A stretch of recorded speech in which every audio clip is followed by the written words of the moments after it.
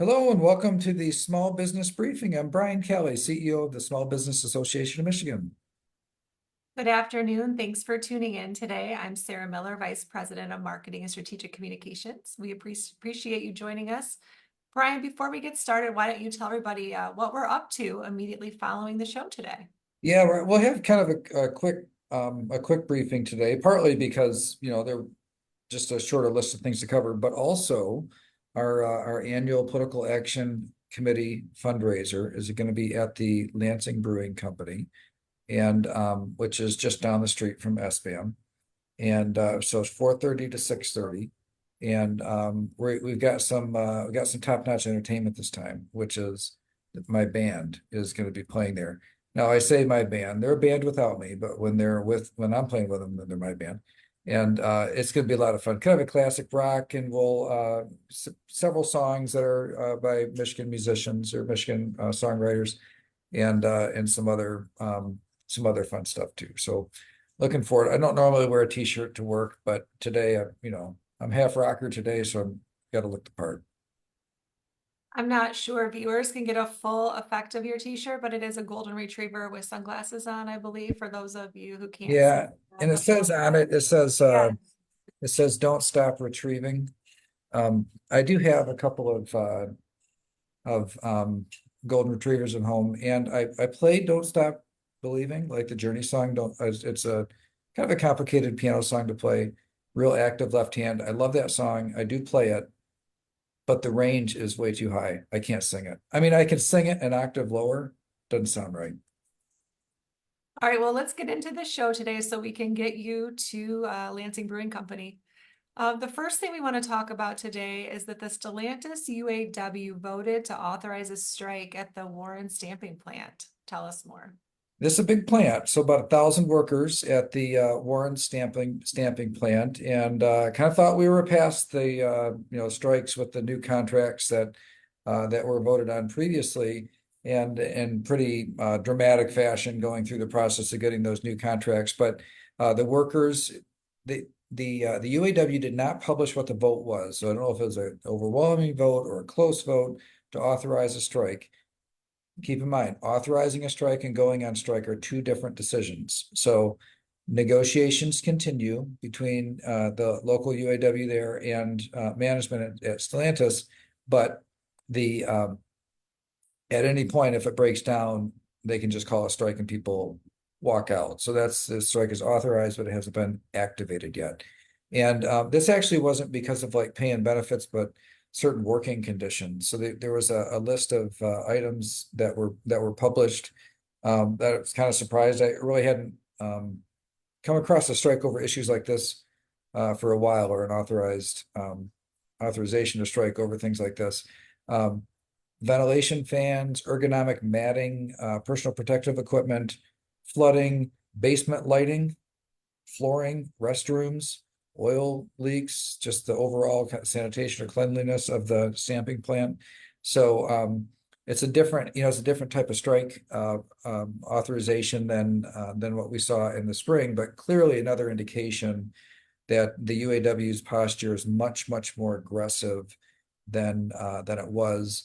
I'd also seen some reports, there was some success of the UAW in organizing a Volkswagen plant in where was it, Tennessee, and some pretty bold statements about organizing the South. I mean, just going through and not stopping there. Very ambitious plans. This is a very, very aggressive UAW. The flip side of that is I think it's you'll see a couple of things happen. First of all, they'll have some success in organizing additional plants. I think that's just the conditions are such that that's likely to be successful. But you're probably going to see less investment in automotive plants, or at least the type of automotive plants that require people. More and more are becoming automated. Robotics allows them to run pretty big plants without a lot of people.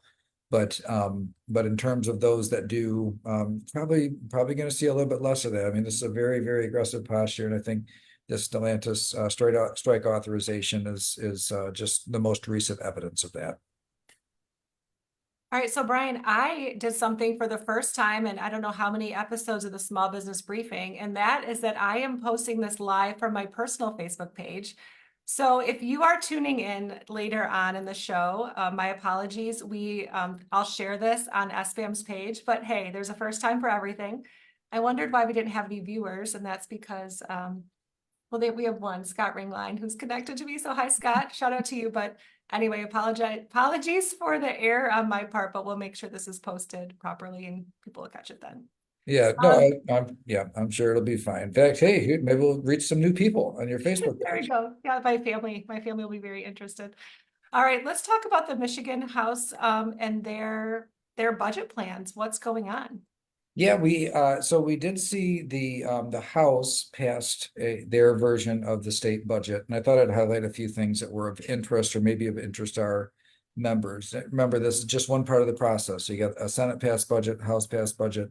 They negotiate that along with the governor and send it out to the governor later on. Probably will go through other iterations by the time that it gets to the governor in June or very early July, I think is the plan. They're really trying to get it done by June because it's an election year. They need to get out on the campaign trail and those are prime days in the summertime to do that. The So first is it was about an $81 billion budget. The that is it's smaller than it was before, so 80.9 billion to be more precise about it. So they passed in a couple of different ways. So they passed all the individual departments, but they also passed more like shell bills for what you call omnibus budgets. So there's always this big question: are you going to have two big votes with everything in it, or are you going to have like later on a bunch of departments that split out, health and human services from state police, from the DEQ or Eagle is now called, like all these different departments. So they're going to do it separate or not. They pass separate budgets to start. Later on, they may end up consolidating them for the final budget deal. Usually in the final budget deal, they want people yes or no on the whole thing, and they're just trying to both simplify it, but also, kind of put people on the spot that if you're going to vote no on it, you probably end up voting no on a lot of things that you favor because maybe there's some things that you don't favor. It did pass along party lines, and that I wasn't terribly surprised by that. On early iterations of the budget, it tends to be more party line type votes, and in this case, Republicans put up a lot of amendments. I think actually a couple hundred amendments, but none of them were adopted. So they ended up just voting no on the final budget bills. And then, so a few of the things to highlight that were in there. One that we remember a few weeks ago, I talked about the tipping fee. This is the tonnage fee on trash in Michigan, and ours is pretty low compared to the rest of the country. And so the argument has always been it attracts in trash. So trash comes in from out of state, and we need to increase these tipping fees from something higher than what it is now at 36 cents a ton. The Whitmer administration had proposed going from 36 cents a ton to $5 a ton, almost kind of making it more of a deterrent for trash from out of state to come in. But you can't charge a different rate for your internal than you can external. You can't charge your residents less than you charge trash. It's just an interstate commerce issue. So it was about a $75 million item in Governor Whitmer's budget proposal. The House did not include that in there. Didn't include anything for this in there. Not particularly surprised. It's an election year, and even though it's a particular, it's a very kind of narrow tax, still would be considered a tax increase. Not terribly surprised that they are steering away from that.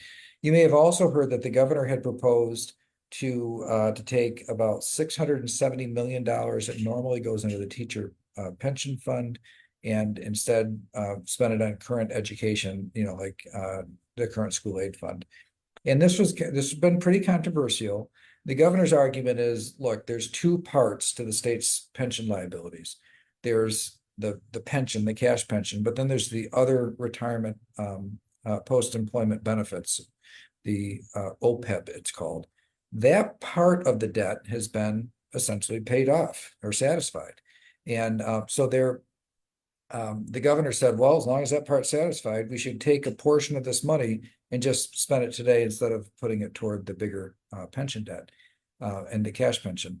There are others that are saying, hey, it's like you paid off your second mortgage. You need to take that horsepower and put it toward now the first mortgage, which is the big retirement debt, the cash pension debt of schools. Pretty big disagreement, not just between the parties, but within the parties too. So different people have different agreements that are Democrats, that are Republicans. And so a big item. Now the House ended up including that in their budget. In other words, they assumed that you would lower the amount that goes toward pension retirement under the same kind of logic that the governor communicated earlier.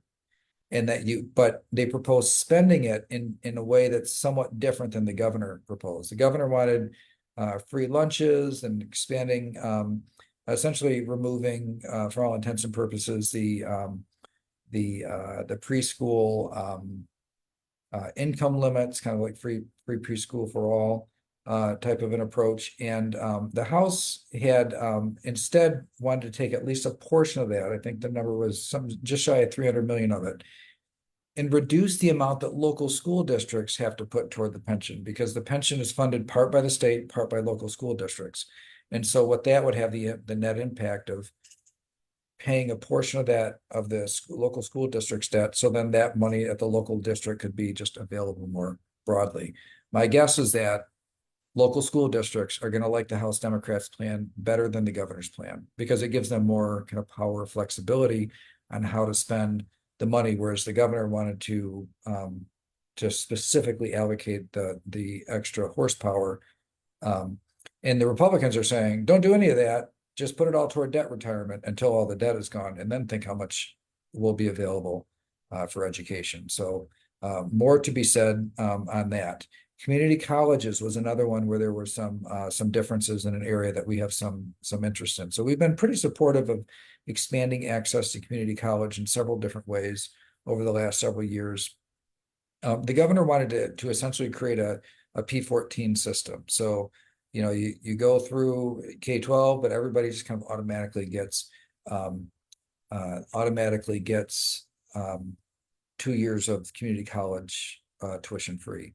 What the House said is they want to they propose spending about the same amount of money, but they're saying rather than just saying free community college for anybody, you would still keep a means test on it. So over certain income levels, you wouldn't get it, but then get more support for lower income people that might cover transportation, childcare costs, and that sort of thing. So it's more of a wraparound than what the governor was proposing.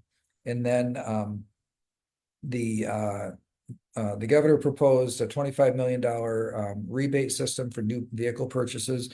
It had kind of built in it a favoritism or a preference toward UAW built electric vehicles. So UAW built electric vehicles.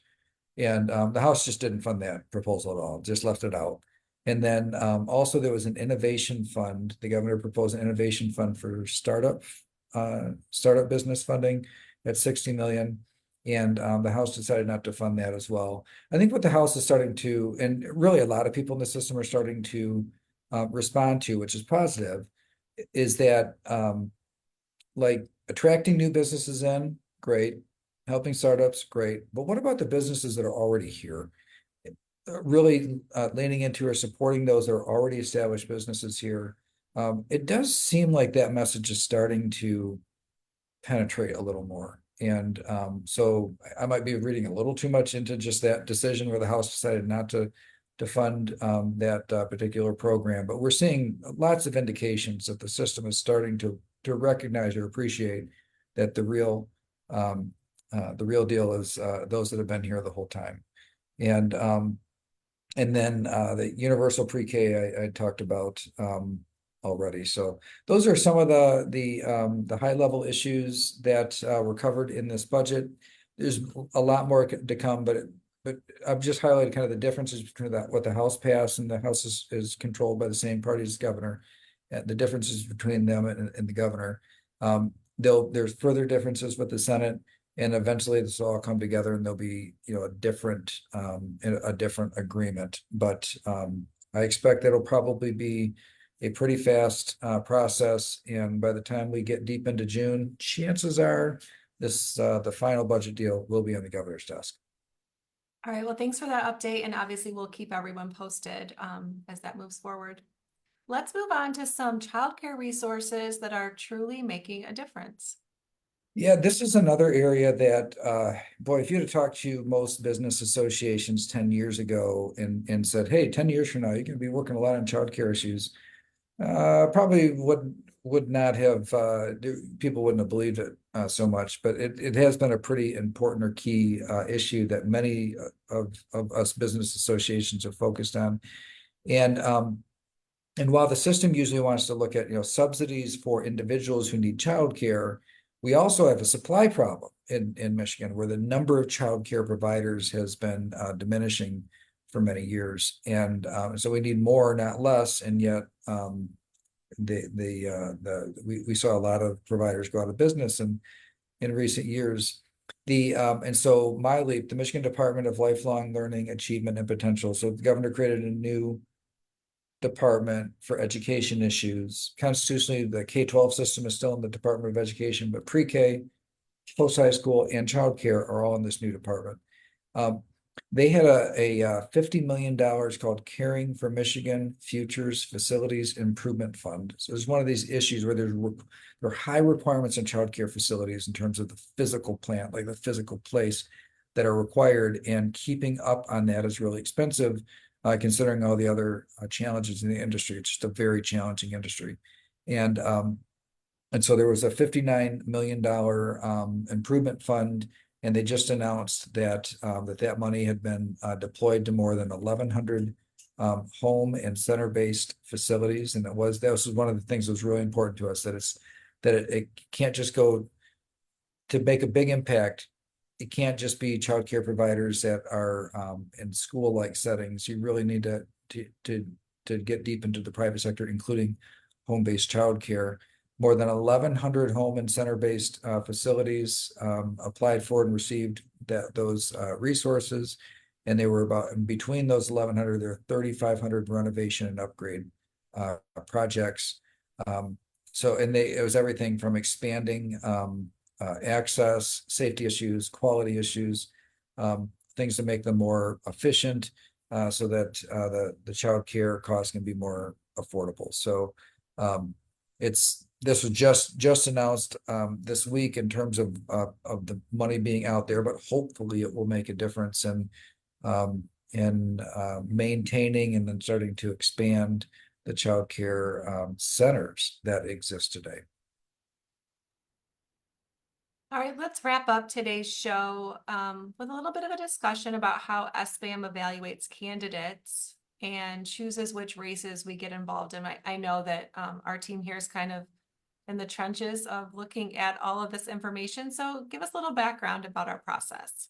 Yeah, we started out by talking about the Political Action Committee fundraiser tonight, where the band is playing. We have a really nice time at this event, but really it's to raise money for our political activities. And we endorse and support candidates that stand with small business. And we get involved in terms of making endorsements at the state level. So you'll not see us make an endorsement for president. You will not see us make an endorsement for United States Senate or US Congress. We're focused on state level positions. That includes, when they're up, both chambers of the legislature, the governor race, and also in the courts. So the Court of Appeals and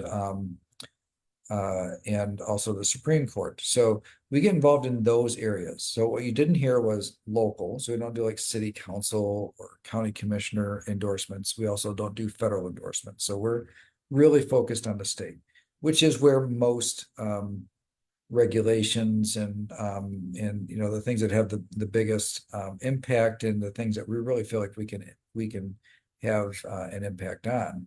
So this year, what's up is just the House. Well, the House and 2 Supreme Court seats And then there are a couple of open Court of Appeals positions as well.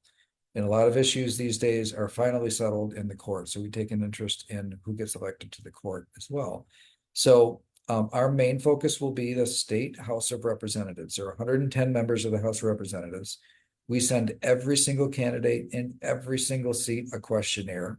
That's the first thing to be considered for SBM support. You have to tell us where you stand on a whole host of issues that are important to small business owners that are derived from policies that are set by our members, by small business owners. So we send that questionnaire out and people complete it. Then we compare it to their record. It might be somebody new and they've never held a record. We just have to take their word for it. But if they're an incumbent, they are in office and they do have a voting record, we'll compare, we'll look at their questionnaire, but we'll also look at their actual voting record and see how it matches up to small business priorities. And then from there, we decide which races to get involved in. We've got a political action committee board that is made up of small business owners that review all these things. And it's one really important thing I want to say is that we are strategically and intentionally bipartisan. And what that means is that we are not for either of the parties. We're not for the Republicans, we're not for the Democrats, we're just for small business owners. And that's the lens that we see things through. And it's really important to us in the way that we engage in the system to be able to talk to and work with everybody. It doesn't mean that we look the other way when somebody has a bad voting record, but we do try to keep it's respectful accountability. So never getting personal. It's really important that we don't get kind of all this personal nonsense of that is plaguing politics these days. When we have a disagreement, we will respectfully communicate that disagreement, but we hold people accountable when it comes time to elections, and so that's our process. We'll do a few rounds of endorsements. We'll do one round, which we consider kind of the slam dunk ones, the easy ones. Like you got somebody, they've been in office for a while. We look at their voting record. They're consistently with us. It's kind of a really easy decision. Yes, this person has earned our support. They've proven their loyalty to the small business owners in their district, and they deserve our support. And then we'll do usually a couple more rounds, and we'll take a look at a broader set, ones that were kind of like on the bubble, like we're somewhat supportive, but not. And let's try to get to the bottom of that. We'll look at the different candidates and then looking at open seats where there's no incumbent running. And we have to make a judgment between those people